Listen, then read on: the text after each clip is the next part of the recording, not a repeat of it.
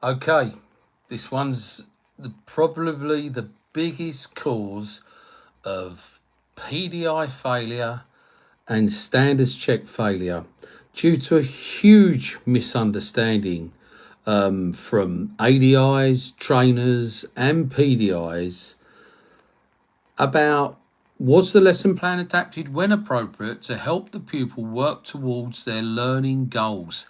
The key comes down really to your lesson planning. Yeah, that's why it's in lesson planning, and the pupil's learning goals. Quite often, if you're having to adapt the lesson plan because the pupil's made a mistake,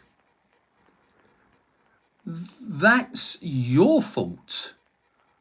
Yeah, that's something you shouldn't have allowed to happen.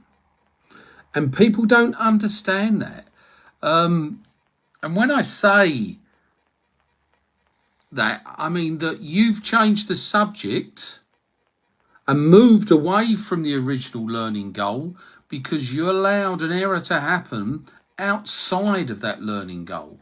So for argument's sake, you were teaching roundabouts and you were teaching, that was the topic, and you were teaching someone to take the space at roundabouts, and you end up having an incident with meeting traffic, and you have to change the goal to meeting traffic because the pupil couldn't clearly cope with it. You shouldn't have allowed it to happen. You should have chose a better route. You should have given better instruction so that the pupil could deal with the meeting traffic, and you should be able to stick to the goal of being able to take the space on the roundabout. Now, adapting the lesson plan means if the pupil couldn't take the space on the roundabout because they moved away too slowly, they weren't good at moving away, then you adapt the lesson so that you go off and practice moving away briskly. That's adapting the lesson plan to help the pupil work towards their learning goals. And the original goal was to take the space at roundabouts.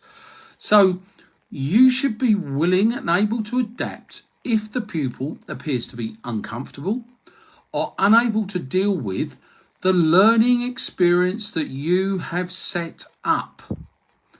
This is why goal setting is so important. It helps you manage the risk. Also, it suggests that it's not providing what they were looking for. Well, that's because, again, the goal setting, the lesson planning was poor. So all of the competencies are interlinked. If the pupil's inability is creating a possible risk situation, you need to adapt quickly. This might require a few extra questions to clarify what is out of line. It may be that the problem is because of the teaching and learning style being used by you, rather than because the overall plan is wrong. So again, it comes back to you. Whatever the reason for adapting the plan, you must make sure the pupil understands what they are doing and why. So it's you staying in control of your lesson that you're delivering in a client-centered way because it's their learning goal.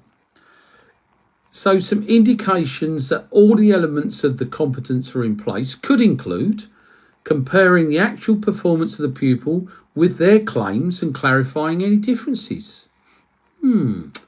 Responding to any faults or weaknesses that undermine the original plan for the session. So going back to taking the space at the roundabout, adapting the plan so that they can learn to move away briskly, then go back to using to take the space at the roundabout. Responding to any concerns or issues raised by the pupil. I feel nervous, I'm unsure, I'm unclear. Picking up on non-verbal signs of discomfort or confusion. Those sorts of signs may be slightly exaggerated. Indications of your lack of competence include persisting with a plan despite the pupil being clearly out of their depth. Usually means that you're not helping them enough. Yeah. Persisting with a plan despite the pupil demonstrating faults or weaknesses that should lead to a rethink of the plan. So again, coming back to that example of taking the space, they were unable to take the space at the roundabout. It maybe have been a great goal, but they can't move away quickly, so it's not going to work. Changing the plan without a reason. You know, why have you changed the plan? There must be a good reason to change the plan. Failing to explain to pupil why the plan has been changed. Oh, right, so we just get on with, you know, we're back to the old style preset tests of identify the fault, analyse the fault, rectify the fault with no plan. So,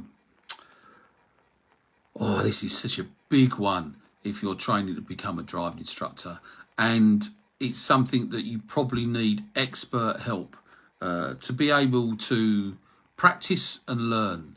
So I can only recommend going to find a ticket trainer or to start taking the ticket course, and that will make all the difference to you.